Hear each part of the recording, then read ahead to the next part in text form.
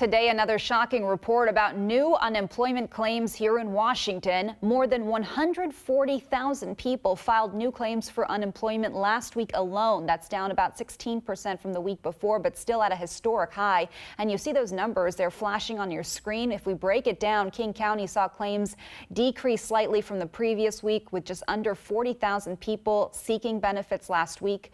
Pierce County down as well, just under 20,000 applicants last week. And Snohomish County, though, they are seeing 31% uptick in new unemployment claims at more than 27,000. Meanwhile, nationwide, 5.2 million Americans filed for unemployment last week, bringing the total number of people seeking unemployment benefits during this pandemic to a whopping 22 million. Behind those numbers are frustrated people, especially those who've not been able to get any benefits or any help at all. We have one of those stories for you tonight and the state's reaction to their frustrations. King 5's Drew Mickelson live in Olympia now with the story of John McCoy. Drew. Well, Mark, to put some of those numbers in perspective, the number of people who have filed for unemployment this year in the state, it's about the same as the population of Seattle. And one of those people is John McCoy. He is married to a King 5 News employee, but he says he has tried to call hundreds of times in the past month for help. He barely had any luck getting in touch with a person, has not received a dime yet. The state says it just can't handle this volume and is trying to fix it for John and everyone else. For the lucky ones, the closest they've been to unemployed this spring is driving by a favorite restaurant or business that's shut down. But the stay-home order put John McCoy, a residential carpenter, out of work. I'll be honest, it's nerve-wracking because, a couple weeks from now, I'm going to have a whole new slew of bills coming up, and rent isn't any cheaper than it used to be. He's surviving on his retirement checks from the Army. McCoy served 2 tours in Iraq.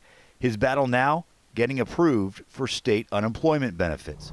The state's WorkSource offices are closed, so reaching a real person on the phone took him nearly 1,000 attempts. The first day was 320 calls. I looked at my phone to see what it was, and then the following day took almost 634 calls.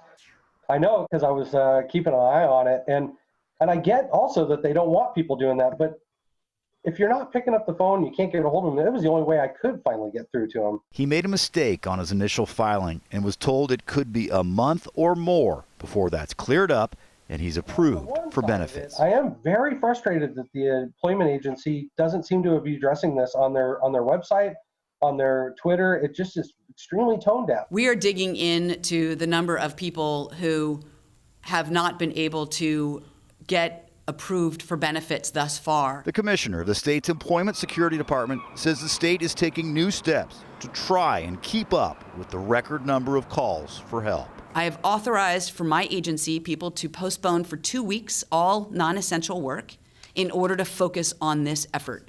I'm going to be joining my team to do this. We've authorized as much overtime as people want to do in order to help get that money in people's pockets and get it in their pockets faster.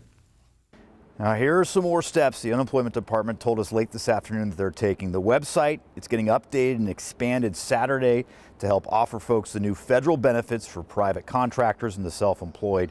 And the state is doubling its customer service staff from around 500 this week to 1,000 by the end of next week. To put that number in perspective, so we'll have 1,000 next week.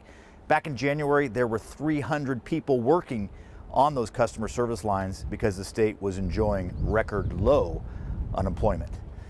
Live in Olympia, Drew Mickelson, King 5 News. Drew, thank you. So with so many Washingtonians out of work right now, we have heard from a lot of you. You're having trouble even getting through to the state to file for unemployment. So in today's Your Money, Your Future, Michelle Lee has some answers to your questions, including why is the system moving so slowly? Plus, what the expanded Federal CARES Act means for your weekly benefits. That's coming up right here at 5:15. Wildfire season is here, and already Washington has had 160 fires this year, including this one that you see on our screen. This one was in Acme. Well, it has officials working to protect their firefighters from coronavirus while simultaneously having to do their work. King 5's Michael Crow reports. I'm Michael Crow in Snohomish County, and this is firefighting in the age of social distancing, another complication in an already tough job.